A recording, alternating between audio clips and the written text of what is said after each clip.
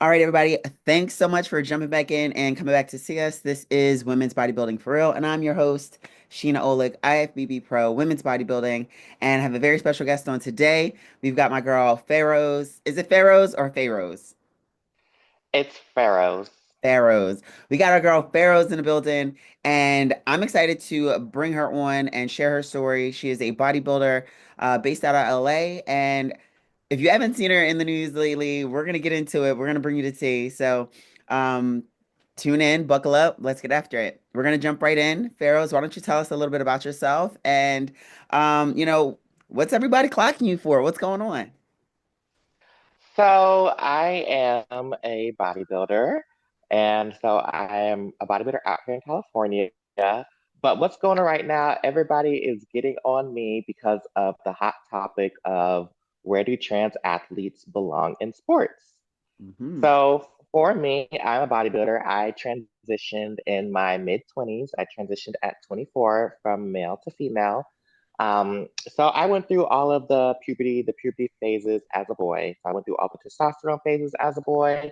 And so for most athletic jurisdictions, if you went through the male puberty, you're not allowed to do compete with women. That's usually the scientific standard we have right now.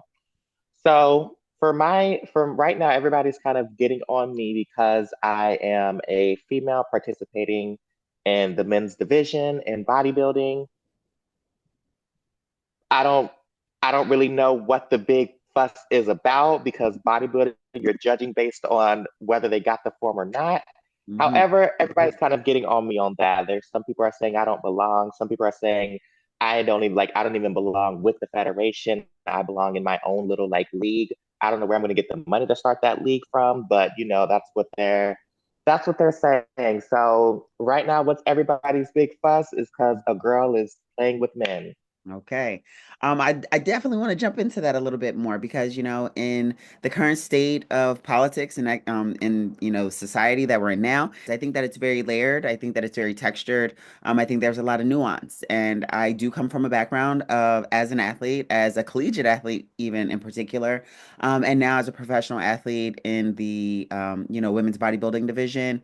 And, not for nothing, but women in general tend to catch it more than men anyway. So I feel like that's carrying over even into transgender women, and even into that realm as well. I think that, just women in general, as we step out of those neat little boxes, we tend to catch it. So it's like really we can't win for losing. So I really do want to break down some of those things, but more than anything, I want to share your story. I want to give you a platform so that you can tell us a little bit about where you came from, how you came to be in this position that you're in today, what started your love of bodybuilding, how has it affected and impacted your life, and where do you plan on going from here? So, if you could just give us a little background, if you want to jump into that, sort of give us that snapshot of who Pharaohs is.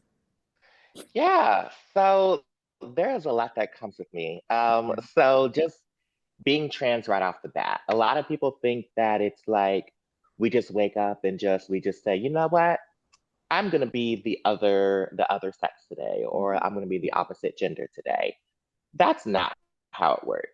So me growing up, I was always very feminine. I'm the youngest child. I'm the youngest child out of my mom had all boys, so I was the youngest boy. So my siblings and then my family, they definitely groomed me to kind of be like, this very tough masculine boy. That never really worked for me. When I was a child, I liked to play dress up with dresses. I liked to play with dolls and stuff, and I would always get in trouble for it.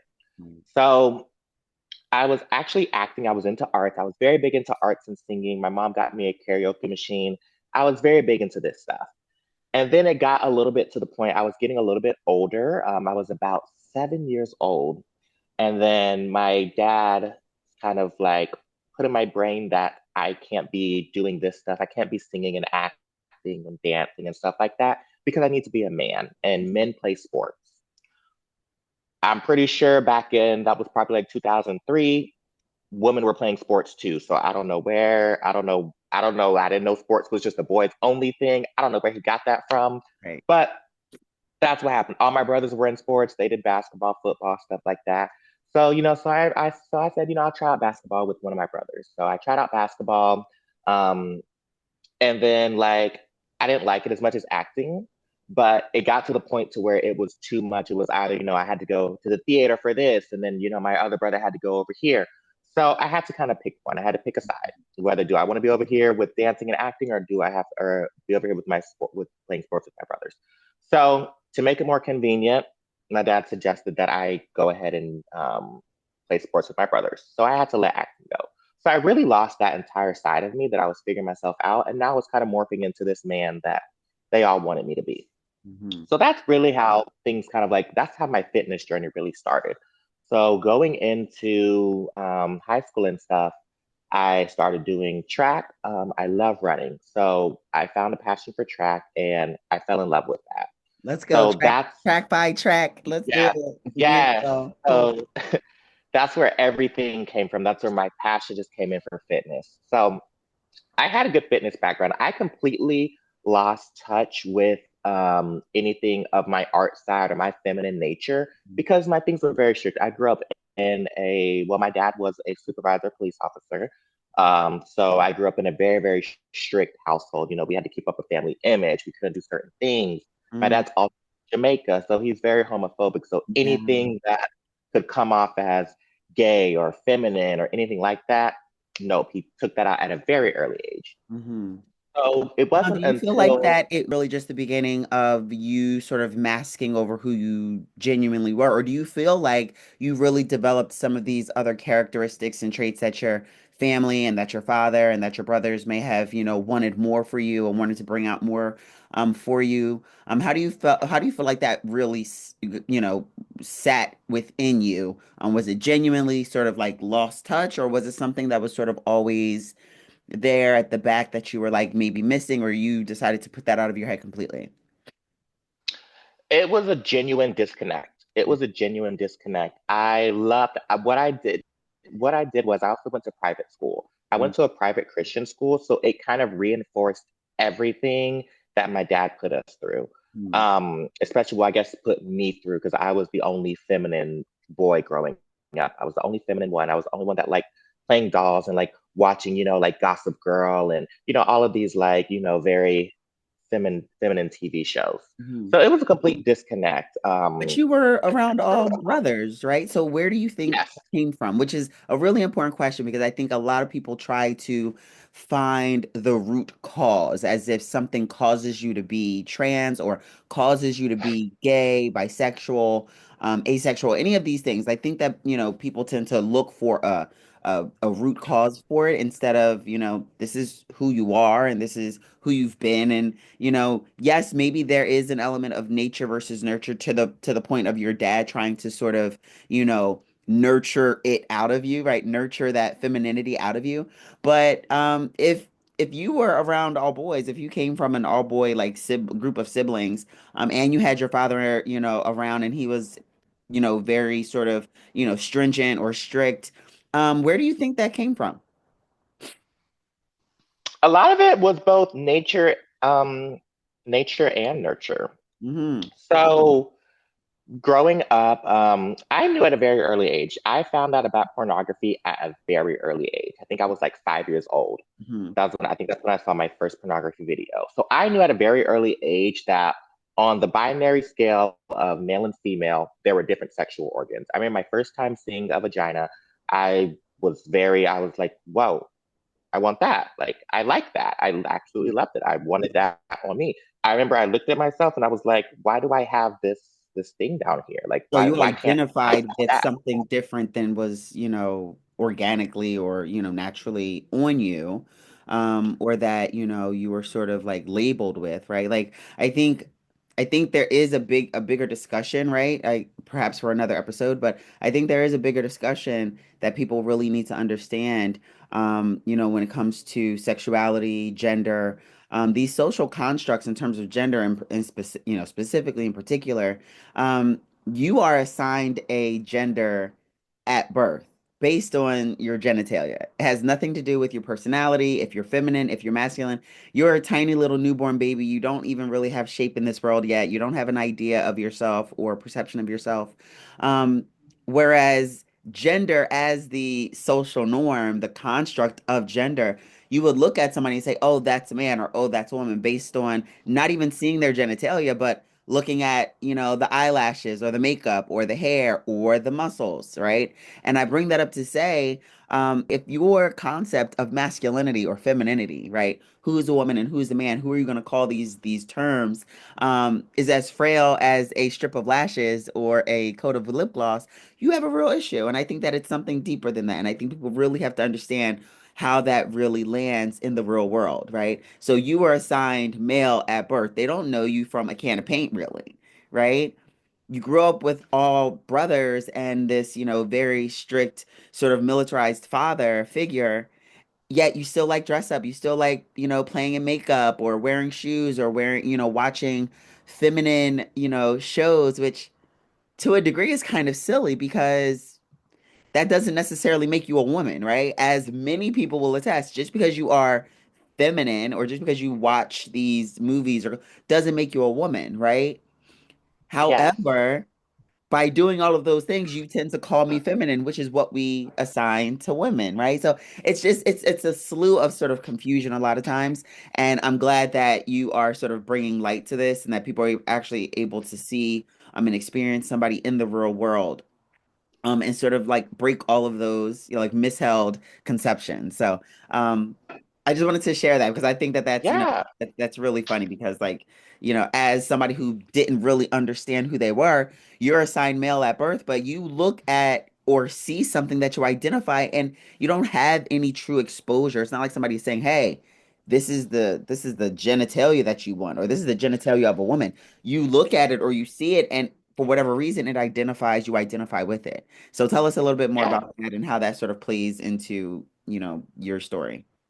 Yeah, no, you're absolutely right. And honestly, I'm very fortunate that I did have that experience as a child because we don't talk a lot about, the only time we don't talk about sexuality in itself in this Hmm. society. At Hmm. least in America, we don't. That's a very like, grown folks talk, but it's like Exactly. at our basic, in our birthday suit, Hmm. we see this genitalia. Things shouldn't be sexualized to that nature, especially just the human anatomy and human body. So I'm glad that I did get that experience because going into my transition, I did a lot of healing from, all of the trauma that I went through at the household and just my father's strict views and just everything kind of the straight and narrow. I was breaking away from that straight line that I was placed on. And that once I started unearthing all of the trauma childhood of what I should be, all these voices in my head, it literally broke free. And that was the first memory that played in my head. It was like I saw that pornographic, I literally saw that lady, and I literally saw her vagina. And I was like, I never, at that point in time, I still remember as a kid, I remember it vividly. I said, why don't I have that? Why do I have this? I don't want this. I Hmm. don't want this. But as a child, I don't even know what trans was as a child. Hmm. So I was like, okay, well, I guess I'm just stuck with this, because what do kids do? They just adapt and they just move forward because that's just what kids do. Where they're easily adaptable and they just want to be happy. So, so like it's not that it wasn't an issue. It's the fact that I was a child. I knew if I could have been born with a vagina and you would have asked me at 5 years old, I would say yeah, because I remember then I was like, I want that. I don't want this. So that was a very good thing. But because I had male genitals at the time, um, I just went along with life with it. And then, of course, going into society, seeing these things on TV, having my brothers, who look just like me, have the same parts as me, having my dad yelling in my ear, I'm forced to go along this route Family. of That's right. what a man is. So it took a lot of kind of unearthing for that for me to kind of break free. And I still remember it vividly. I remember I just came home from the gym because the gym was my safe haven. So it got so strict because my dad was a cop, and what did I do after college? I became one too. Wow. So yeah, so I became one too. Literally, what do they say? What is it? A spitting image, and my father An created me in his image. image. Yeah, the apple don't He fall too far from the literally tree. Sure. Yes, that's exactly what my father did with me. It's once I trace back the roots of narcissism and seeing how, especially parental narcissism, they'll kind of live their life those years that they missed out through their Yeah. children. Yeah, That's what my dad did with me because I was a very smart child and he took advantage of that in every way he could to make sure I was like this live embodiment of him, like a lot of fathers do with their sons. This is my son. This son's going to be a man like me. sure. So it was You stuff still have a like that. So relationship when with your father? I do not. I actually do not. My father ended up throwing all my stuff away after we got into like it was a little bit of family drama. My parents got So, divorced. mhm. He got a new girlfriend. There's a little bit of drama, but he ended up throwing my stuff away at the house so they could make up my room. So my whole room was gone and everything, so they could use it Wow. for whatever. What about your So yeah. brother? So I'm sorry. What about your brothers? I don't talk to any of them. Yeah, that's not, it's going through the entire transition process was Mhm. very brutal. I ended up becoming homeless. Wow. And so I had to move states away so I can start to receive healthcare to help with my transition. The relationship was already kind of estranged with my family because of the fact that I was kind of like the black sheep. Mhm. So I kind of entered through this whole life by myself, and Wow. I kind of just had to like make it through. And that's honestly what a lot of trans people do go through. We kind of have to start all over by ourselves because there is just unearthing so much trauma. A lot of the trauma that I came through, it came from my brothers. My dad's not, I hold a lot of weight on my father because he was the adult of the household, Yeah. but my siblings, they played their part too, but I know they were children. They were Mhm. children. They were just they wanted a lot of them. They wanted to protect me as well too. They didn't want me to get bullied in society and stuff like that. So I get all of that, but I'm still an adult now, so that's not. It's I'm still healing. Let me put it that way. Okay. So I'm still healing. I love all of my siblings, but it's just not the time and place, especially everything that I went through. Being homeless changes your perspective on every relationship you could ever have. It makes you focus on yourself. You have to, otherwise you won't survive. Absolutely. And I mean, when you think about it, right? Unfortunately, it's a birthing process, right? A rebirthing process. I would suppose that you could term it. You know, some people do fortunately get to keep their, their born family, right? The family, their blood family. And some have to, go and build and discover their chosen family and the family of people that show up for them. And the same way that you sort of rebirthed yourself, you came into this world alone, right? Birthed through that canal in real life, right? You came into this world alone, and you sort of, were birthed into this new life of yours, right? This true life, this this vulnerable and genuine life of yours that you identify with and that you feel is, who you truly are. Also alone. It's a shame that you were abandoned in that way. And it is sad. And I do, I feel like it's a horrible thing to have to experience when you're already in such a fragile state in terms of this change that's happening, right, and having to navigate this all alone.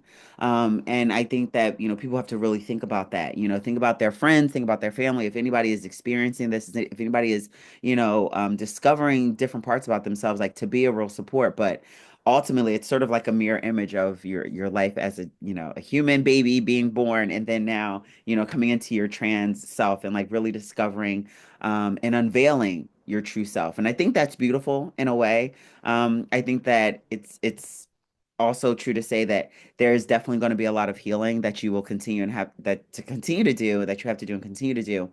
How does bodybuilding play a part in that? Because I would venture to say that at some point you had to discover, an outlet or something that you could, connect with that would allow you to be, reconnected with yourself, and do something that would put yourself in a healthier state of mind.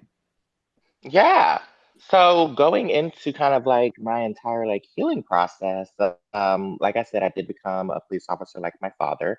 I quit after 3 years, and then it was in that fourth year, it was about a year after I quit, I started having PTSD, Mm, post-traumatic stress disorder, and it was bad like the veterans. Like I couldn't sleep, I was getting nightmares, I was having trauma, I just kept seeing things. My reality was just becoming distorted. I just completely lost touch with my brain. I didn't know what was going on. I didn't know what was going on. I didn't know where I was. I didn't know who I was. So at this time, my brain's literally just fractured from all these traumatic incidents and stories that I've witnessed and saw and all of these scenes. And then I'm also going through this entire transition of being trans. Um, Now, so was this PTSD and, obviously you share what you feel comfortable sharing. Was this specifically from your experience as a cop going through, training, on the job, or was it a mixture of things that had happened through your childhood along with, like the police academy or things on the job? Was there some sort of connection there, or did you ever figure out where that really stemmed from? So there was PTSD from my childhood. I grew up in a house of domestic violence, and so a lot of like fights and stuff like that. But that was manageable. I kind of managed a lot of that. Going while I was on when I was on the job, I was going to the gym. That's where I relieved all of my trauma. I believed I relieved all of the traumatic incidents that I was going through. It Mhm. was at the gym. I was spending literally 3 hours. I don't care if I worked a 12, 14-hour shift. When I get off, I'm going straight to the gym. I was already running on no sleep anyways because I was just working so much, but I still made time for that gym. I prioritized that gym because it was the only thing that could relieve all of that stress that I was getting from that job. Mhm. So that's kind of how I really got glued to the gym. Once the PTSD came in, they describe it in the mental health field like for some people when it comes in like an avalanche, and when it comes in, it just unearths everything. Mhm. So it was a lot of it was childhood and being trans. That was kind of like the baseline. But that career that I was doing definitely was that's what sealed the deal. That's what made me lose touch with reality Yeah. because I just didn't know. I just kept seeing dead bodies everywhere. I just kept hearing like children screaming, and it was just too graphic. It was very, very graphic. And that's what made me lose touch. I was super hyper vigilant. I couldn't sit still. My body was shaking. There was just so much that went Ooh. into it, and that's what really like set it off. So I know, like, yeah, when we hear about PTSD online, especially on social media right now, it's a very I consider it a very baseline level of post-traumatic stress disorder because we all go through trauma. But mine was unmanageable at the time. It was definitely like if it was like everywhere I would hear gunshots, like I couldn't be around alarms, I couldn't like hear like loud noises. I even had to change gyms at the time because I was in a free weight gym, and I couldn't do the weight slamming where people would Mm. like slam the weights down. I couldn't do it. I would jump. I would Yeah. think there are shots being fired, and like it would just my So entire rough. reality would just get distorted. Like Yeah. I know I'm away from that. I know I'm not in that job no more. But those little triggers of that unprocessed trauma that I was in, that was Mm. very deep in my subconscious, that just fainted memory would just bring it up front, and like things would just get distorted. Mm. So I ended up going to Planet Fitness because there were no free weights. It was Mm. more calmer. Mm. Not a lot of like, bodybuilders out there. So, Yeah. it's a lot of, so people aren't really lifting too heavy. So it was a calm, quiet environment for me to really like work out in peace, I should say. Because there were a lot of times I was at 24-hour fitness and those weights would drop and I'd be like, what's going on? Like, and Yeah. then sometimes like I would have to like go run and hide in like a corner and just like calm down because I would be getting like these flashbacks of just like what's going on. And I'm just seeing scenes. So it was very brutal. Yeah. So, but Were Jim, you seeing a therapist at the time, or you hadn't started any sort of true like work? at that time I was seeing a therapist, and I had to stop going to work for PT. I had to stop going to work for PTSD. So I was on mental health leave. My what is it? The short term, whatever it is, it ran the time. Disability. Yeah. Yeah, the time ran out. And so they were trying to force me to go back to work, and I was like, I can't go back to work. And they like, I literally can, like, y'all don't understand. Like, Yeah. this PTSD stuff is real. Like, I literally am seeing crime scenes. Like, I'm seeing dead bodies. Like, I'm seeing people. I'm like, if you've never done CPR, then I don't want your opinion on what my trauma is like. If you never Mhm. had to do that on somebody, then you're not going to sit here and tell me that I'm healthy enough to return back to work. So Mm. I had to leave that job. And once I left that job, I was like, it was too, I was like, my mind is way too crazy to deal with y'all stress right now. I'm literally like going crazy right now. So I left that job. And that's really how I became homeless because I couldn't work anymore because my PTSD it was too bad. And I also needed to focus on my transition. Like, I'm still trans now. Like, I'm going through a whole new gender. I don't even know who I am. I'm having all these flashbacks from this terrible career that I should have never even been in. Mm. So there was just a lot going on with me at this time. So like it was like everything just came like crashing down. So then so that's but I held on to the gym. That's the good part. I held on to the gym. I always, even when I was homeless, I was seeing a therapist, I was seeing a psychiatrist, because I was homeless and I was below the poverty line. Hmm. So I only had access to, the state, the local, the government resources for like Yeah, mental. yeah. There was nobody that specialized in PTSD. If they did, they specialized, then not specialized, they were just, they had the training and Mhm. trauma and stuff like that, like the baseline level, but there was nobody that special, like there were no like, because sometimes there'll be like ex-army people and stuff like that, or Veterans, ex-military, or sure. Yeah. yeah, veterans and stuff like that. I couldn't access any of those programs because I'm not a veteran. So Hmm. I would have to pay I would have to pay to go get that specialized care. I couldn't afford that. I'm homeless. So luckily, I had an amazing team of psychiatrists and therapists. Hmm. Um, and luckily, I'm also in the mental health field. I'm in graduate school to become a therapist. Good for you. So I was able to kind of like work through my trauma, through the assignments in school, through my teachers, because we would do a lot of like the scenarios where we would practice on each other, and I'd like, no, I'm doing a real story because I literally need help right here. Like we doing real life stuff. I'm not making nothing up. Right, right, I got some real trauma that y'all need to be right, prepared for. right. So I would open up to them about my PTSD, and I remember the instructors, they were always very, very happy that I did that because they could come in and help me. Mhm. But yeah, but it was like a base level, therapist, a base level psychiatrist, and then I also had uh, it was like an intensive Case therapy. That's manager? what it was. Oh, there. Okay. Yeah, yeah.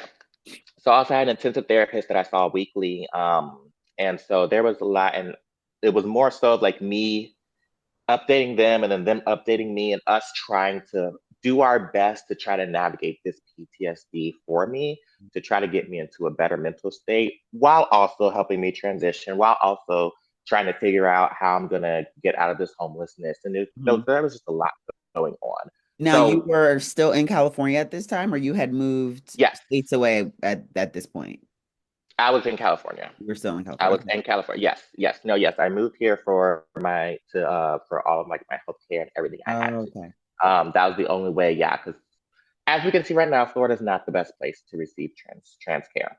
Oh, so you're So from Florida. So all I your am. childhood, growing up, your upbringing, everything up until this point was in Florida. And when you said you Yes. moved states away, so your family and everything is in Florida, you're now in California. Wow, states Mhm. away, honey, that's cross country. That's the whole world away.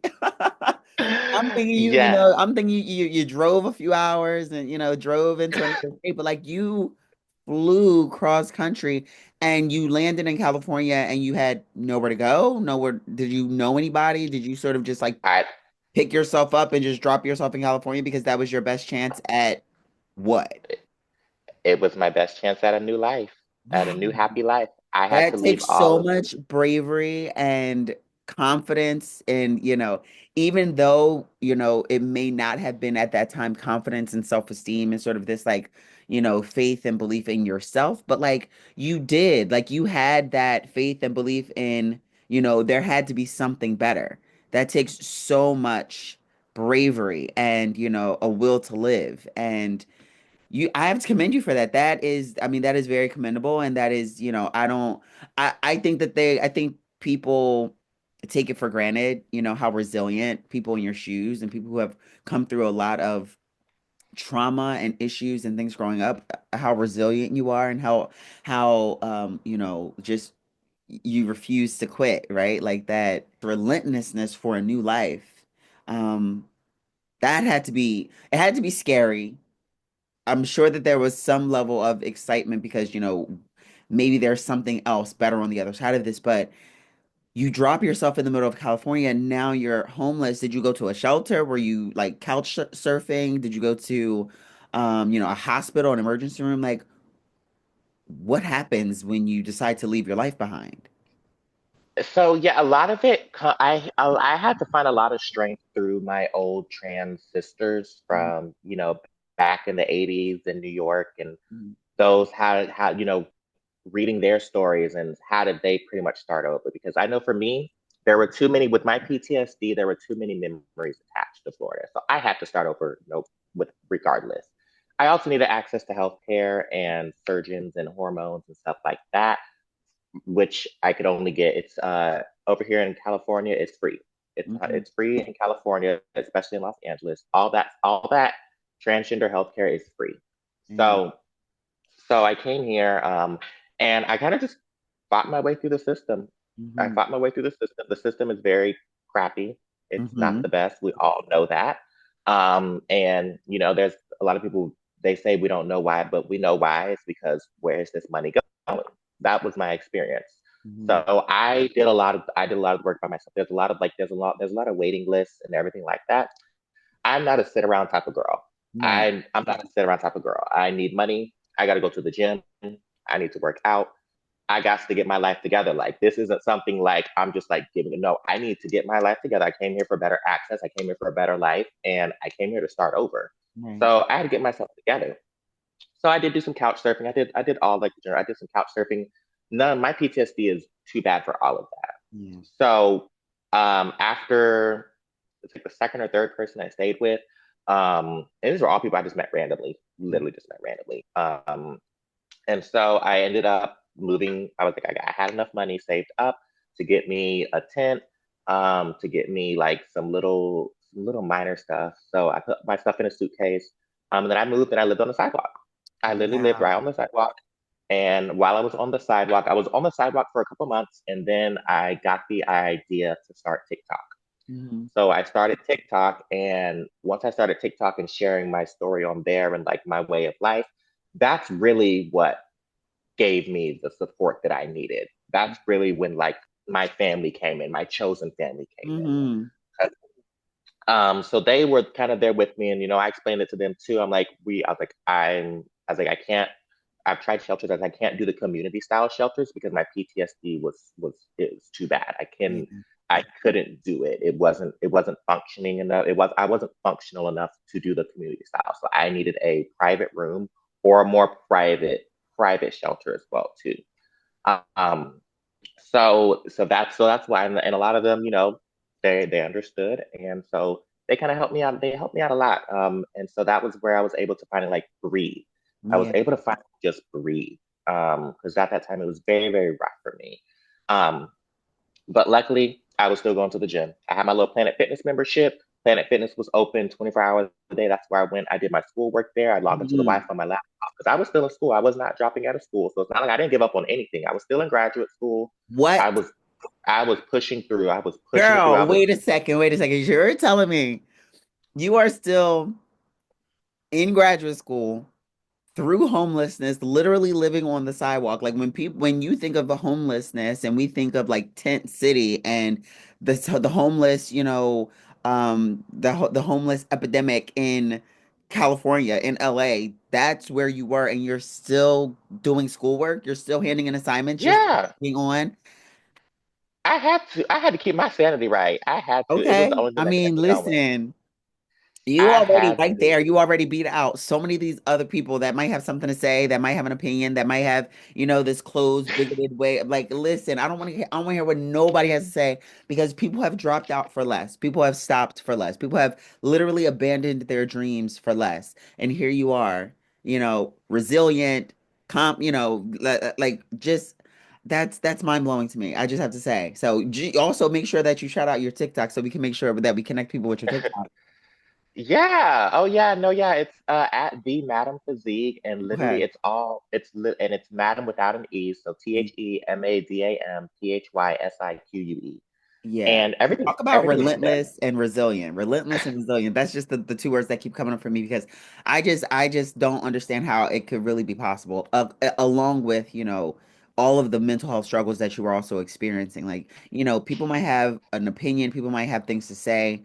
They might have their beliefs, right? But like this is your life and nobody has walked a mile in your shoes. Nobody has walked a block in your shoes, to have an opinion. But I'm all right. I'm gonna stop cutting you off because everything is like every time you say something different or new or share another piece of your story, I'm blown away. So go ahead. Okay, so you found a sort of a more private sort of place to be, a more private like shelter. Your TikTok, following helped sort of, give you a little bit more stability as well. Um, how far away was that time in your life? Still, obviously, still going to the gym, like you said, still in school. How far away was that? How far ago was that versus where you are today and like your first show a year ago? So things, because I am such a go-getter and very active, things did move very, very quickly for me. Mhm. Thank thank God. I have always been very, very blessed. So while I was staying on the sidewalk, I still had case managers working on trying to get me into housing and stuff like that. So at that time, it was just me and TikTok, and I was like, I'm going through this transitions. I was like, I am a bodybuilder. I like bodybuilding, but I'm going through these transitions right now, and obviously, I'm not in a place to, do bodybuilding. I'm still trying to get my life together. So it took me. I was homeless for 3 years, and then I finally got on my. It was a year before my first show. I finally got accepted into a more privatized shelter. Mhm. So I was staying there, but it was in literally the heart of the homeless. It was in Skid Row, Los Angeles, and that is like the heart of the homeless America. It's like the bottom of the barrel. They did the best they can with the funding, but there were just a lot of delays with that. But I ended up getting my bottom surgery while I was at the shelter. So I finally got my bottom surgery. So I felt confident enough to go out and do bodybuilding. Mhm. So after my bottom surgery, I got that in the beginning of 2024. Um, so I got my bottom surgery, and then I was out for the first half of the year. I could barely walk. I went back into the gym way earlier than I should have, but that was because Mhm. I was on bed rest for like 3.5 months, and I was like, I can't do this. I need to be back in the gym. Like this is terrible. My mental health was just straight declining. Okay. So it was about I had my first bodybuilding show on Labor Day at Muscle Beach. Um, I actually reached out to them in July of before that show, and I asked them, and I said, "Hey, like I'm trans. Where would I compete? Where do I go? Do I compete with men? Do I compete with women? What's going to happen? Like where are we going from here?" And so the promoter out at Muscle Beach, they said, "Well, you'll compete with neither." And it was like, "Well, I'll give you your own category." And I was like, "Oh, Okay. okay." I was Okay. like, "Okay." I was like, "I So can do that's a this." start. That's a start. Yeah. So he was like, "Yeah." Yeah. Yeah. He's like, "I knew this would." I was like, "He's like, this is sports. We all see what's going on in the news." Around that time, the Olympics was coming up, so Mhm. everything was highlighted with that. So he said, "Yeah." He said, "I had a feeling this would come up. I knew it would come up. I didn't." He said, "I didn't think it would come up this soon, Mhm. but I knew it was going to come up. Like we're in sports. This is something that's out there." Now you said this was like mid 2000 2024, so mid year last year, like Yes. June, July. Yes. So we're like right in the middle of we're right in the middle of the Olympics at this point, right? Because I think the Olympics is in June, if I'm not mistaken, right? June or August. Whenever it was, yeah, I don't know when it was. So Yeah. yeah, but I know it was in the summer. And the fact that, this is happening sort of right in line with the controversy that came out about that the female boxer who's cisgendered female, but Yes. everyone was calling her transgender, and some of the competitors even, chose to drop out of competition, because they thought that she was a trans woman, as in born a man, trained as a man, but then all of a sudden switched and decided to compete as a woman. And they were all debunked, right? And it was sad because she even, her father even had to come out and say, no, like she was born female, she's cisgendered. And it just goes to show, just in another vein, how frail our concept of masculinity, femininity, who's a woman, who's the man, anything in between, because literally just because of how this person looks, people will go so far as to accuse and assume the genitalia between this person's legs. And like, let's not even get into like, intersex, and let's not even get into women who are born, cisgendered women, but are born without any reproductive organs. Like, we're not even going to get into the whole complexity of that because that Yeah. literally blows people's minds. And now all of a sudden you don't have an answer. Or all of a sudden you're like, oh, those are the outliers. Baby, I'm sorry to Hmm. tell you, but even the trans existence is an outlier, but because we have this exposure to people, we have greater exposure to people now in today's days. It's not something that all of a sudden, like all of a sudden, it's this spike and this, increase in trans sort of mentality. No, baby, we just have more exposure to people. We have a greater ability to connect with people and share our experiences across the board. Thank you, technology, right? Because Yeah. trans people have always been here. Intersex people have always been here, right? People on the spectrum of gender and sexuality have always been here. It's just now we're not being silenced. We're not, we refuse to continue to stay under the boot of the oppressor, under the boot of this bigoted mindset, this, masculine, like not even masculinized, this male chauvinistic, just like patriarchy. And once people recognize that, I think we'll be able to better sort of begin that journey forward. Not to say that that journey forward hasn't already begun, because that fight has been here since the 30s, since the 60s, since the 50s, but now that we have this exposure and we're hearing more stories, we have the boxer who is actually a cisgender woman who people are accusing of being, trans. We have you who has come out, through your resilience, through your bravery, who has said, you know what, I am not just going to continue to live my life in dysfunction. I'm not going to live my life in danger. Like, I'm not going to continue to live my life with this imbalance, right? I want to be happy. I want to be myself, and you literally had to give up your family, right? And so all of that coming together at the same time, also that you're about to step on stage, I think is a true testament, right? It's a true testament to sort of where you're putting yourself at in the history books, right? Like, obviously you've already made history being the first transgender woman to compete in a bodybuilding show. Can you tell us a little bit more? I know I cut you off, but tell us a little bit more, continue on that story. After reaching out to the promoters of Muscle Beach, do you know any of their names by chance? Do you still stay in Yeah. contact with them? What does that look like? Yes. So Muscle Beach they were, the way they handled this is the most phenomenal thing I've ever seen in my life.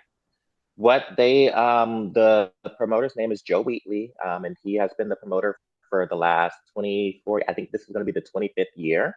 Okay. So he's been the I'm promoter actually out gonna there pull for, up while you're talking. I'm gonna pull up, um, you know, uh, Muscle Beach's Instagram because I do want to be able to highlight how they were able to, you know, yeah, lend a hand also.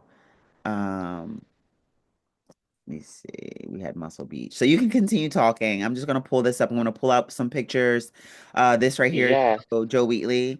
So that's big Joe shout out to Wheatley. Joe Wheatley, and Muscle Beach. So continue to go ahead and tell us your story, and I'll just see if I can find any of the pictures from the show. There's a picture where they announced me if you scroll down. Okay. I don't know if it was just like a promo pic, but Just there was recently? one. This was before the show. Okay. So Okay. yeah. So So we'll go down a little yeah, further. right there. You just saw Ooh. me. Go up. Ooh. Go up. Oh, there you Right go. there. Yes. So Oh, very pretty. they they made an entire announcement for it. It Okay. was it was amazing. They wanted, like I said, they were very inclusive. Like I said, because he knew that this was gonna come up. He's promoting these special this sorry, he's promoting these bodybuilding shows. We're in the middle of a very heated debate about trans athletes. And so, I explained to him my story. Um, I explained to him how kind of like, I didn't know like where I belonged. And so he Right. agreed. He said, when it comes to bodybuilding specifically, he said he agrees. He said it has nothing really to do with you. It has nothing really to do with whether male or female. It has to do with your Right. body. And so when going into that judging criteria, I would rather give you your own category. So he gave me my own category. And so he made a very, very big deal about it. He called the news stations. He called the all of like the sponsors. So I knew who to be put in touch with. And that is kind of how we did it. So he also, I was the first person on stage. So I opened the show both for prejudging and finals. Hmm. Um, and then it was after that. So that way everybody could see it. And he made a big announcement about how he's introducing this new thing for trans athletes. Okay. That way we can kind of have people included and kind of like have a little medium ground so we can kind of see like how this body is different from that body. Right. What does this change with that change? How does this person fit? That way the judging can be fair, and it can also kind of open the door to future conversations of what exactly are we judging off of? That's What right. exactly is it that we're judging off of? So we're still in the very, very early stages. Hmm. Um, but that is what I had. Yeah, I had a whole solo performance, Look and that at was you. amazing. So yeah, they really, really put a lot of effort into it. I did a lot of interviews with a lot of news people out there, and the newscasters. They put that story out there as well too to spread the word about that. So that was very, very good, and it was just very relieving because that was my first time really out there on stage. I didn't really know what to expect. I Hmm. didn't really know what I was doing, but it was a way for me to go out there and be who I am, and that is what they gave me, and they gave me that opportunity to do that and just really enter into this world of what I've always wanted to do. That's beautiful. And, big shout out to Mr. Joe Wheatley and Muscle Beach. Um, I'm seeing here, and like obviously we can all identify with like that first time on our stage, or first time on the stage at our first competition. Did you work with anybody to prep you for the show, or kind of were you sort of figuring it out on your own, doing your own diet, doing your own training? Any sort of posing coaches or anything like that? Who did your suit? Who helped you find the suit? How did this all come together? So there were a lot of people that actually helped me out. The suit came from Maribel. Okay. She is the Muscle Beach sponsor. Her Instagram is at Tantra 444, I believe. Okay. Tantra 444. I think I tagged her in one of the photos, to be honest. Um, but she is the sponsor for this, and she also does she also does figure. I think she does Okay. figure and other stuff. She's part of the INBA, the Natural Bodybuilding Association. So Yes. she does a lot of the natural bodybuilding one. Um, and but she helped me out a lot. That's who did my suit. It was a very, very nice, bedazzled, sparkled rhinestone suit. So she did my suit. The sponsor for the makeup did my makeup. But see, the interesting thing was we practiced so hard for a bikini. Hmm. 'Cause that was just going to be because we really wanted to capture like his whole purpose. Joe Wheatley, this was all his brain because he was like, nope, this is my show. We're going to make sure that trans people are included and you look good out there. That's right. So because bikini is the very feminine aspect, the very feminine essence in nature. That's what we first agreed to do. So I was practicing bikini, trying to learn this for a couple months, trying to learn this whole bikini stuff. Hmm. Get there the day of the show, and we switched to physique poses. Literally the day of the show. So Oh, wow. it was, and we did that because as we were thinking more, and my body is like my muscles are very prominent, and it just looks really, really good at how like it's still masculine. That it's like just a good blend of masculine Hmm. and feminine. Hmm. And this is a bodybuilding show, so we want to show off my muscles. So I was like, okay, we could You do that. definitely Like, have a greater amount of development, right? A greater amount of development than they would typically see or that we would typically see in a bikini show. And I think hmm that's also a really important thing to sort of highlight. A lot of times people will say like masculine or feminine, like that's a feminine look or that's a masculine look. And even that is a socially constructed sort yeah, of term and phrase, right? Because usually it's more masculine because it's more developed, right? Because it's harder yeah, or, more well balanced, right? There's more detail versus a more feminine look, which is like softer, less developed, less hard, Hmm. less round, right? So I think that's also a very important point to make because, you do have, number one, a very athletic shape. Even in those videos and in those pictures, that didn't look like a masculine body to me. That looked like a developed feminine body. You didn't have the hardness or the graininess of a masculine body. And I think that might also have to do with the fact that, you did let your glutes get softer. Like most men, right, can sort of condition their glutes. But you had the softer glutes, you had the softer like quads and hamstrings. You do have, a set of breasts, so you have a little bit more breast tissue. So you have the softness where it, looks feminine, and you have the development where people would say it would look masculine, but that didn't look like a masculine body to me? Was there any role in your training and in your development? Did you see a difference with the way that your body developed before you started transitioning and then now?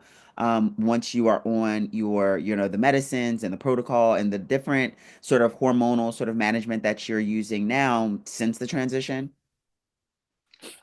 So with the transition, yes, a lot has definitely changed with me. Before the transition, I actually struggled a little bit with the transition, and I'm not going to get too deep into that.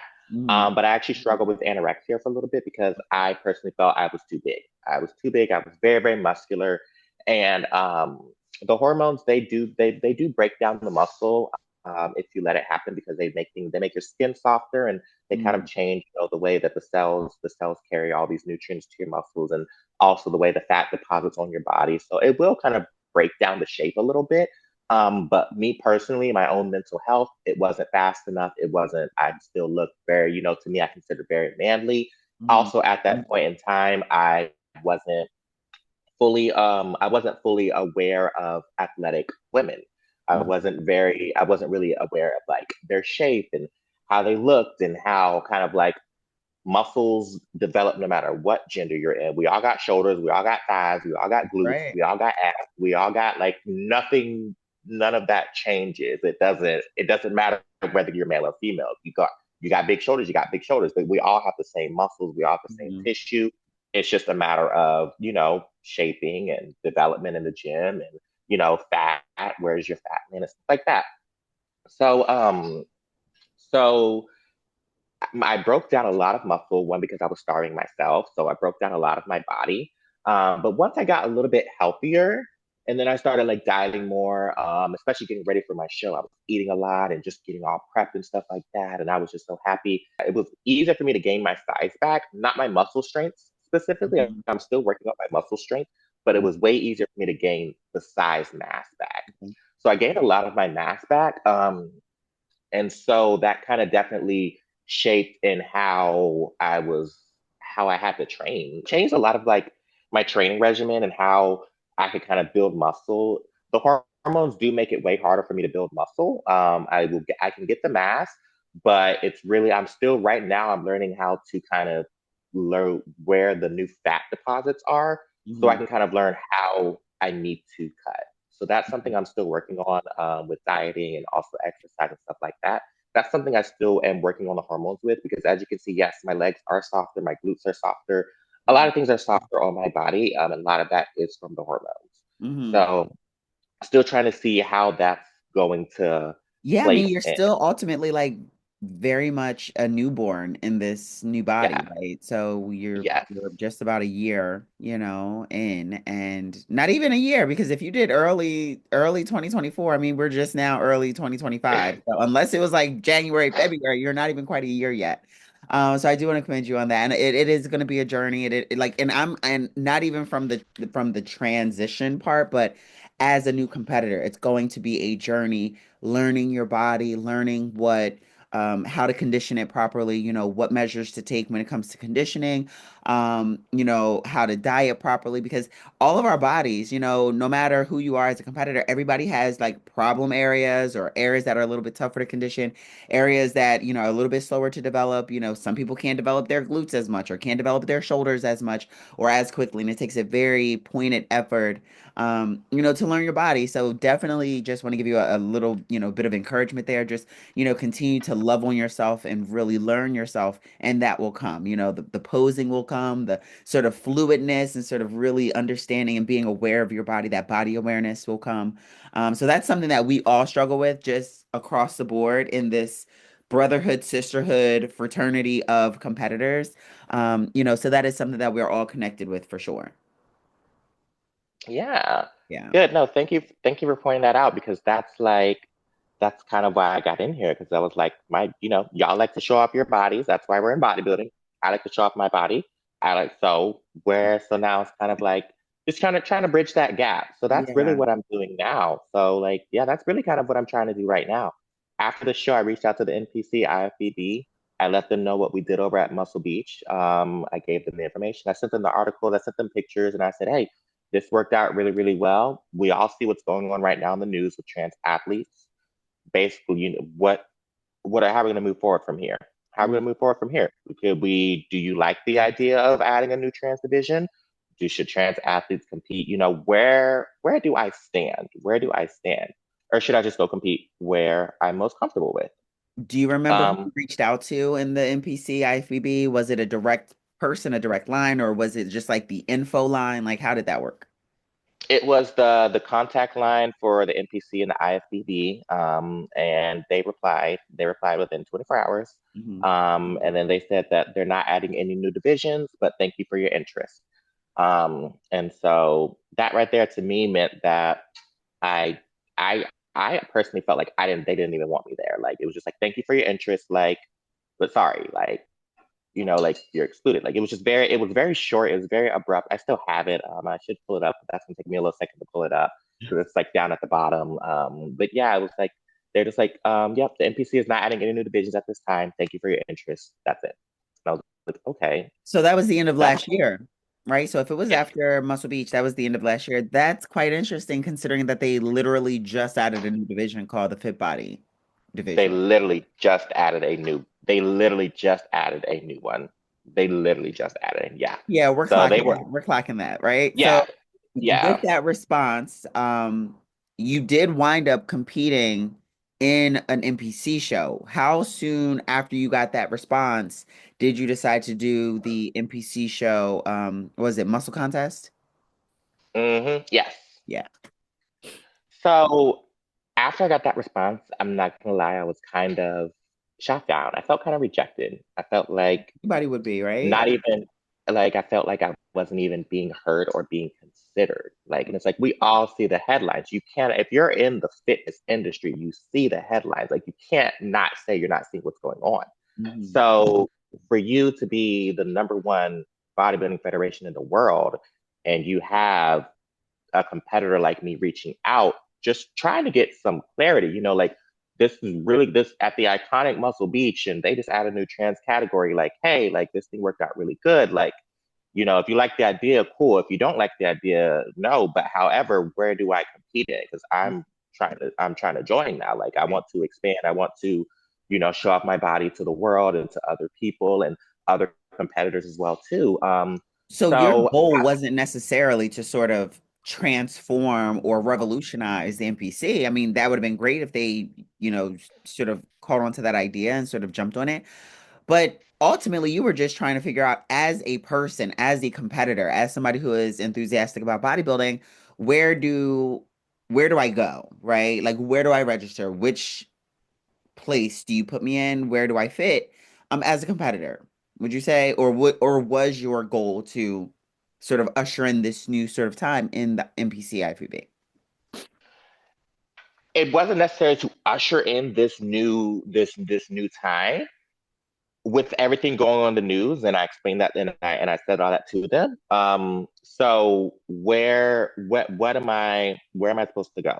Hmm. What am I it is basically where are trans athletes supposed to compete with you? That's right. Where do we fit? Are we gonna, where do we fit? What are we supposed to do?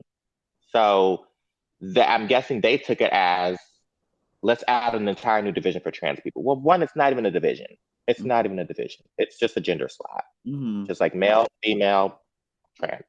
Right. Do I, if we're not doing that, okay, then do I compete with men or women? Where do I And compete in? ultimately, when you think of it that way, right, the to the point they did just add a whole new division, right? Which means they put a lot of time and thought and effort into this division. They're gonna have to really, sift through 10, 20, 30, 40, 50, 80 competitors at a show. Whereas if they simply open up another slot, let's just say for a trans category or gender marker, right? That gender slot, it could be as little as 5, 10, 12 people. It's not going to be, it could be as little as two people. It could be as little as one person.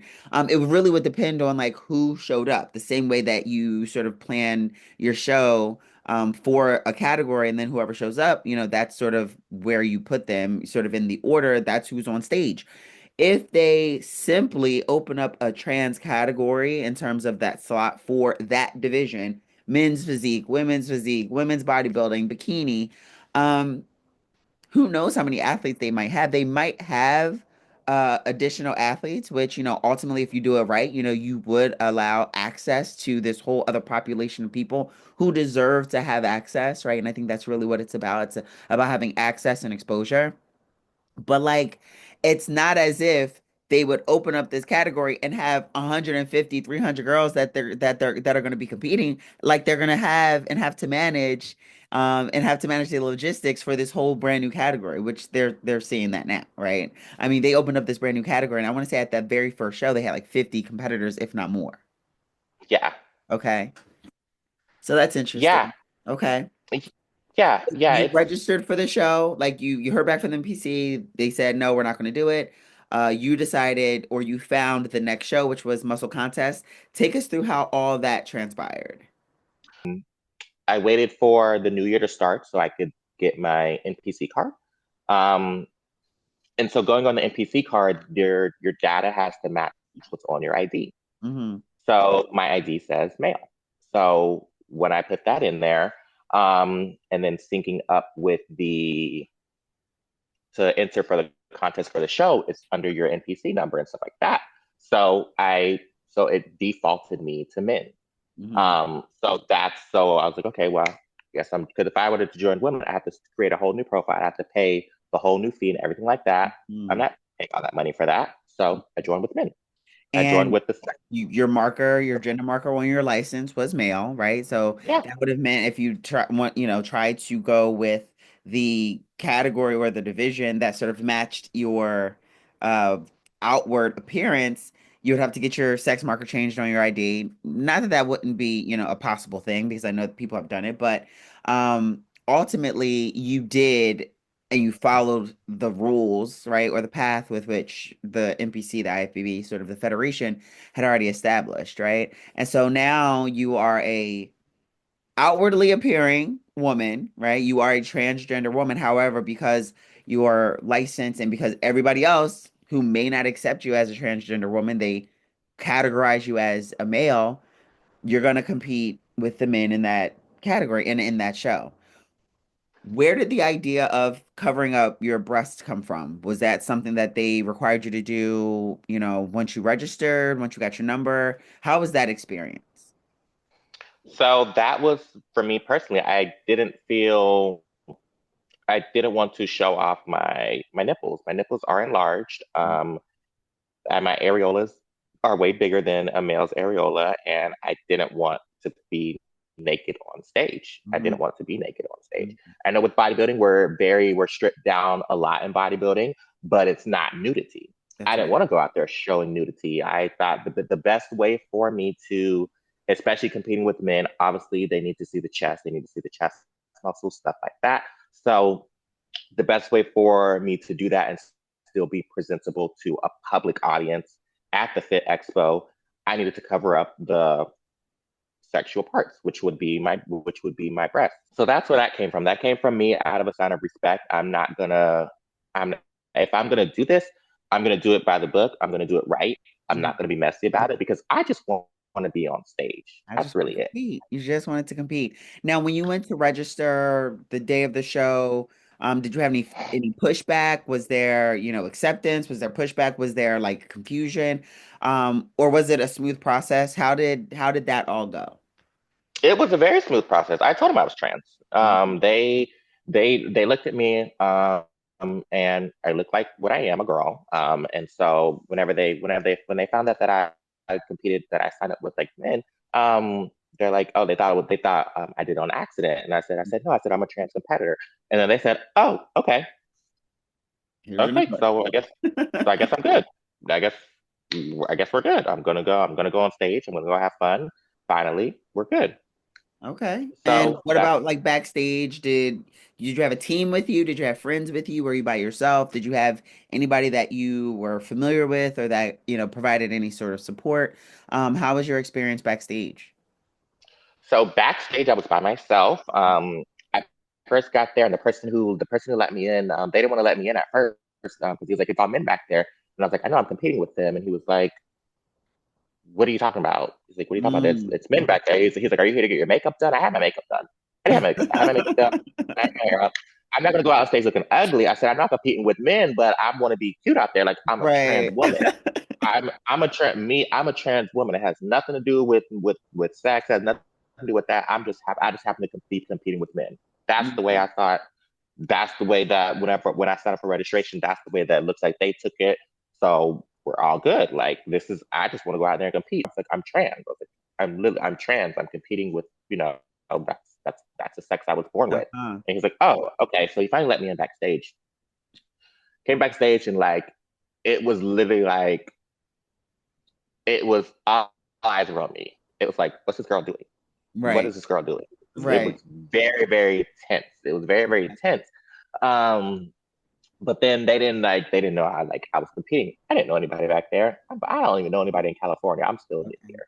And for the majority of my time here, I was homeless. So I definitely didn't know anybody. Okay. Um, I did have people at the show for me though. I had some people who followed me online. They were there. And then I had a client friend who came to watch me as well too. Her and her Real. man came to watch me. So So this they is weren't there. directly in the face of all of the sort of outcry that's online, as of lately, right? Recently, and people sort of seeing your story and seeing the experience, seeing the videos and the photos, like that's sort of like directly in the face of what they thought was happening. Because I know that when I came across your story, a lot of the commentary on it was that this is a woman competing with the men, just trying to bring drama to the league, and we don't need Hmm. this in bodybuilding, right? This is just a woman. She's just trying to, get some attention. Meanwhile, they are clocking you as the woman you are, right?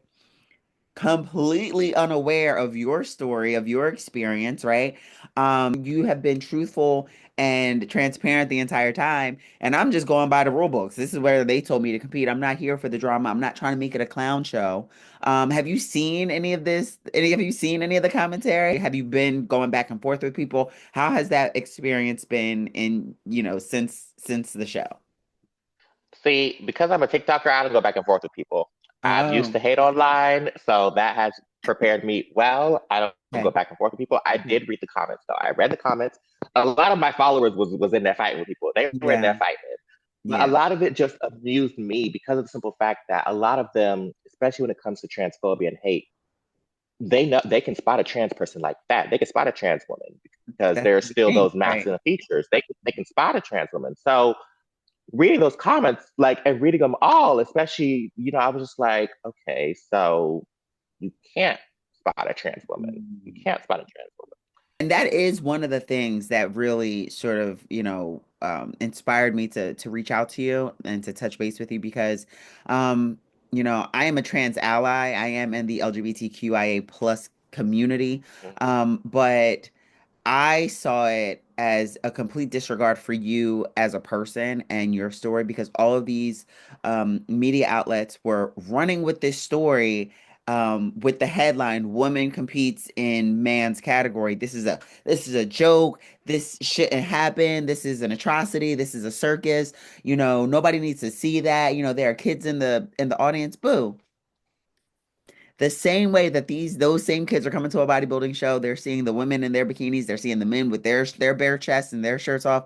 This is a bodybuilding show, and honestly, that just highlights the need for further sort of specialization for everybody's different experiences. As a trans person, like you should be given the ability to step on stage in a way that makes you and the promoters and the audience comfortable, right? In a way that aligns with who you identify as, right? Like if you were if you decided to compete as a woman, like in the women's category, if they allowed you to compete as a women's bodybuilder, how would that look, right?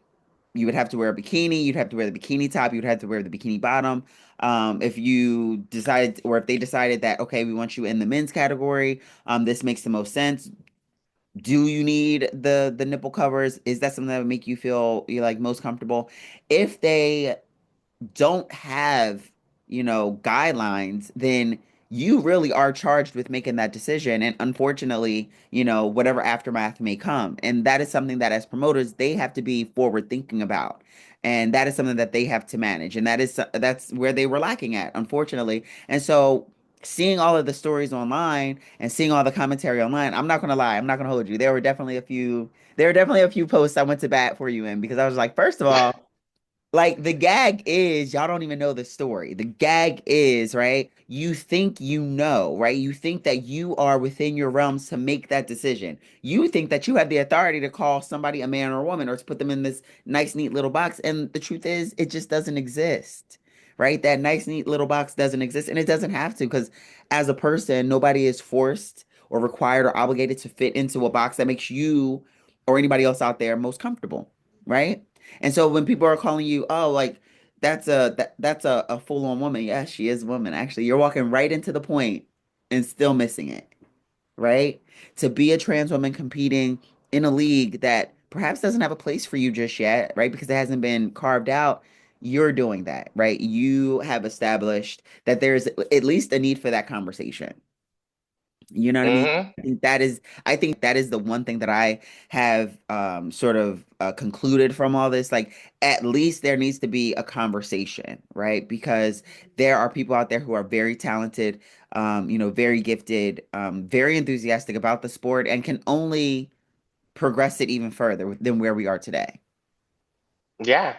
Yeah, and that's literally that's literally where I'm at right now. I'm on this kind of like cusp of what are the guidelines? What exactly what am I being judged by? Mm, Where do I go on the binary system? Okay, I don't go on the binary system, but yet I can't even choose women because it automatically defaults to whatever my gender is for, my car. So mm, now I'm at a total loss.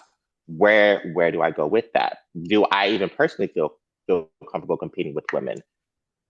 What are my guidelines? What do I feel? Who do I feel compete? I can do. I love personally. I love the male poses. I love the male poses. I mm, love the fact that my physique started off as a boy, and mm, I have grown it a lot, and it's a lot more womanly now. I do have the breast tissue, but a lot of things are different too. The way my chest sits is a little bit different. I like my waistline. There's a lot of things that has changed from me growing with the boy. So me competing with the men allows me to see that change that I have done for myself. It allows me to see that. It also allows me. For me, it was way more. I didn't really see myself competing with women. Not that I can't compete with women, but mm, it's never been something that am I even allowed to do that? Is this going to cause some type of controversy? So I was already practicing with men before. So mm, that's where I allowed more comfortable for this show. So it was neither, for me, I didn't really have an option. They weren't willing to even speak to me more about this issue. They weren't really interested in giving me more guidelines for this. And then sure. they were also making me open up the door to controversy. It was going to be controversy either way. Because I am on life, I do live a public life on social media. I live a very, very public life on TikTok. I'm not opening myself up to such negative hate online. These people like my online, I'm not opening myself up to Yeah. receive all of the hate that I see these athletes go through. I'm not comfortable doing that. I'm not comfortable.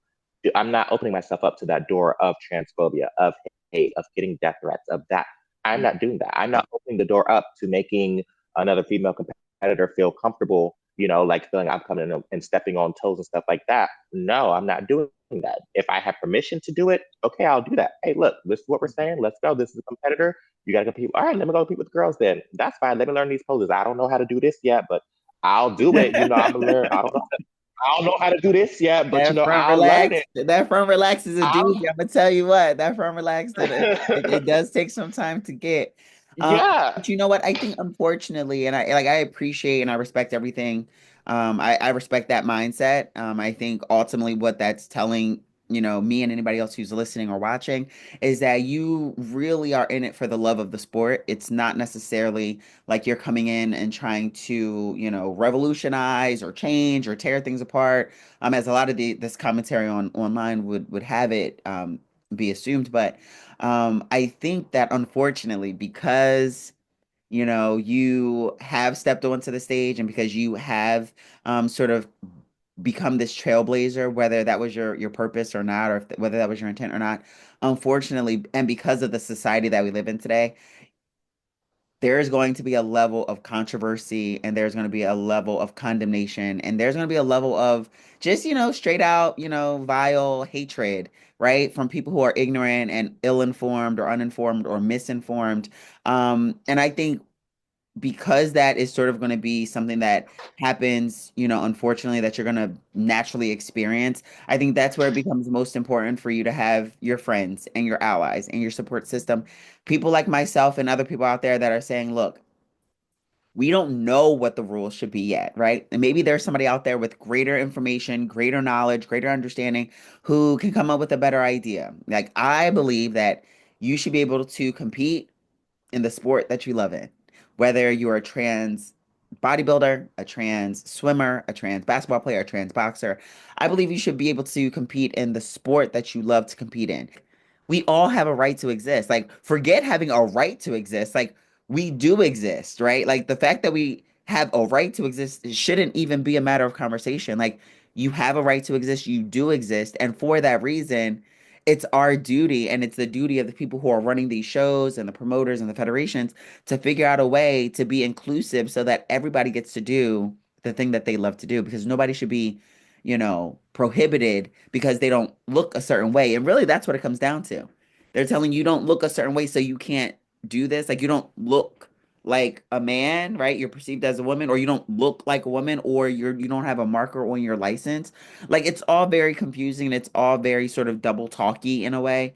Um, and I think that it's just time that we have that conversation and start moving forward and allowing ourselves to have the access and allowing people, no matter where they are, like, to have the access, to do the thing that they love. So I think you're going to be that, you are that trailblazer. You've already established yourself as that.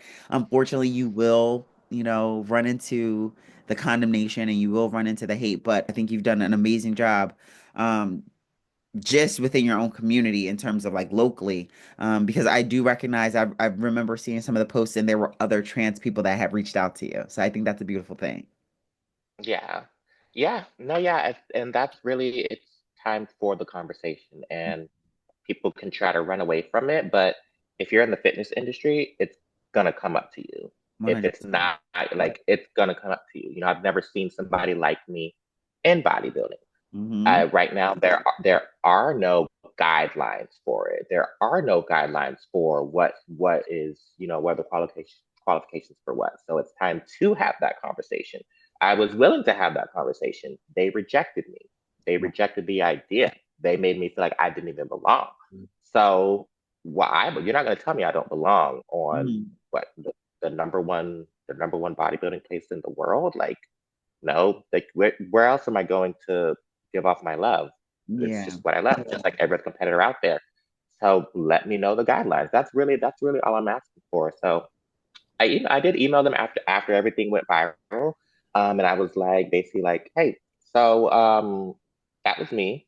Can we kind of revisit this topic of trans athletes, trans bodybuilders, because I don't feel comfortable competing with women, but I also, it's according to, basically how things were kind of out there on stage with the men. there was a little bit of tension, with the judges. So what's going to be fair? It was like, if I compete with women, is it going to be, are y'all going to have my back in this? That's really all I'm asking for. Right. If I compete with women, are y'all going to have my back? Because I don't want to make any other competitor feel, I don't want to bring that controversy here. But if you're going to run away from it, I don't have a choice. I am a member of the NPC. I Hmm. am a paying person. I'm a paying person of this club. There You we can't get go. away from it. Like, and it's like, so like I have a right to be on stage just like every other paying person in this league.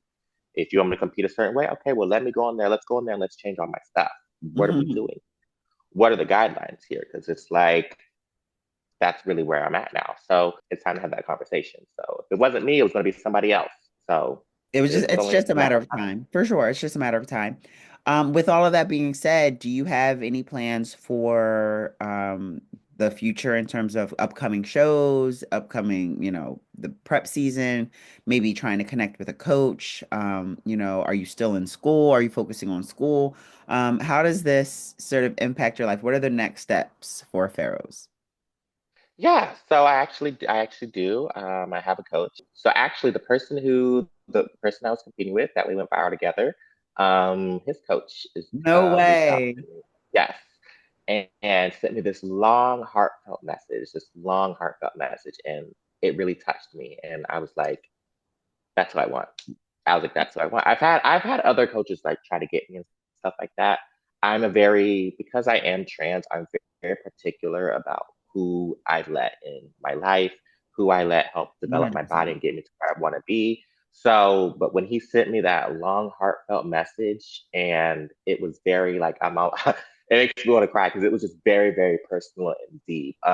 That's so sweet. And it was very, and so as soon as he sent that, I was like, yeah, I was like, it's him. Like, that's what I want. So I'm gonna have him compete with me. And I let him know. I said I'm still waiting to hear back from the NPC ICD regarding guidelines for like people like me. But Hmm. if not, I mean, we still gonna go out there and do our thing. So I will be in another show. And Oh. so um don't really know where the conditioning lies because for me personally, I would like to. I honestly would like to do. I love classic physique. I would love to compete in classic physique, but I would also like to do bikini as well too. Hmm. So I'd like to do both, but I can't, I don't have room. I can't pick both on the sheet. I have to pick one or the Yeah. other. Yeah. So that's really where I'm at now.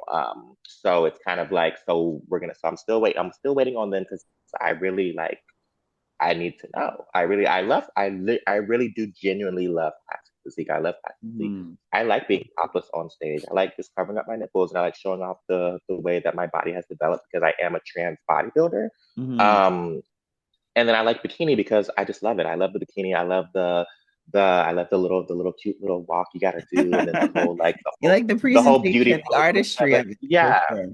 For sure. yeah. So that's kind of where I'm at. I kind of explained that to him. But if I have to do like muscle pose and stuff like that, I would rather do that in classic physique than women's physique. If they tell me to do women's physique, I'll do it. I got to learn a whole new set of stuff, but Hmm. I'll do it. Hmm. But yeah, that's just for me personally, just from where I come. Like I said, I transitioned in my mid-20s, so I didn't go through puberty transition. I transitioned as a male before.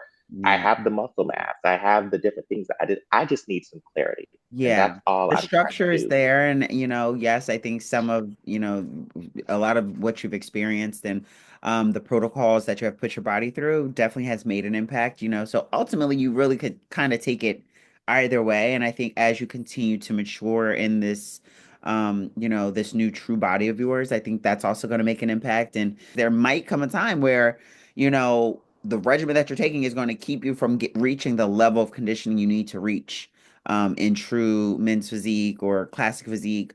Or, if they say, nope, this is where you got to be and you got to be on the men's stage, then there are going to be certain things that you're going to have to do and that you're going to have to figure out with your coach. So I think, that in and of itself has to be, it's going to be challenging. But I think that if you're with the right people and you have that support system, it's nothing that you can't overcome. I think that Hmm. moving forward and just as a competitor, period, really establish, what you want your calling card to be. Start making your way into what that identity is going to be in terms of like, is it going to be your posing? Are you known for your posing? Are you known for your transitions? Are you known for your presentation on stage? Are you known for your conditioning?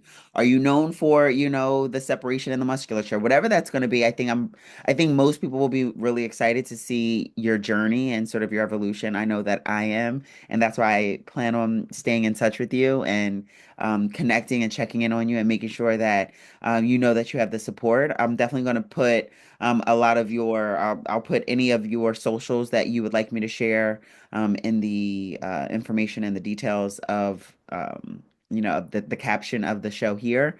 And then also if there's any sort of organizations that you are involved in, please let me know because I'll definitely share that information. And I'll make sure to post also and share with everybody out there different hotlines if they are in need for obviously like domestic violence, for suicide prevention, for mental health, awareness, and just for connecting, for supportive services, because I think all in all, just in hearing your story, there was so much lack of those services in your upbringing growing up, and for it to be such a tumultuous time. And I think that your resilience and your just determination really got you to this point where you are now, and the outcome has just been beautiful. And I just hope that you take that with you and continue to use that as motivation and guidance. Thank you. Yes, thank you, thank you, thank you. All right. If there's I anybody that you want to shout out, feel free to do that now. If there's any sort of last statement that you want to get out to the people, if there's anything you want to share, feel free to take that time now. Yeah, no, really all I have to say is just always strive for your own happiness. Don't let anybody tell you no. And if there isn't a way, then make one. If there is, they won't open the door, you open the door yourself. Find the key, unlock it, and open it. Because that's really, if you don't do it, you don't you doing that would open up that pathway for a lot of other people. So Mhm. you may be the person that's being called to do that. And that's Mhm. really what it comes down to because nobody else can do what you can do. And that's for all of us. And as long as we all work together, then that's what makes this whole life thing easier. But if we all try to be distant and try to avoid and do all this other stuff, then it just causes more issues rather than bringing everybody onto the same page so we can just move forward together as a society. I know that's right. Amen. Amen. All right, Pharaoh. So I'm not going to hold you up much longer. Thank you so much for taking all of this time. I just want to send you off with, obviously like all the love, all of the encouragement. I just want to commend you for your work and for your courage and for your relentlessness. I do want to recognize that you definitely stand at a very particular and specific intersection of, being a minority, being a trans person, being a Black trans woman. There's lots of layers that go into you, and that go into your experience. Being a Black trans woman bodybuilder, that just that's even the next level. So being somebody who's breaking through into the sports world, with your experience and your lived experiences, I just want to encourage you to take care of yourself. Self-care is also a way to sort of protest and fight the good fight. So make sure you're taking care of yourself, make sure you're surrounding yourself with love, doing whatever you can to stay around the people that are supportive and loving and encouraging. And you have one here, so I'll definitely be reaching out to you and checking in on you. So continue training hard, stay on that diet, stay on that regimen, stay determined, and we'll be seeing you on the stage real, real soon. Yes, you will. Thank you so much for giving me this time to really share. Thank you. Thanks, Heroes. I'll be seeing you real soon. Take care of yourself. On All that right. note, everybody, thanks so much for tuning in. It's your girl Sheena with Women's Bodybuilding for Real. Super excited to be back on the YouTube. So if you haven't already, like, subscribe, hit that follow button, share it, leave a comment, and tune in for the next episode. We'll be seeing you real soon. Until then, it'll be great.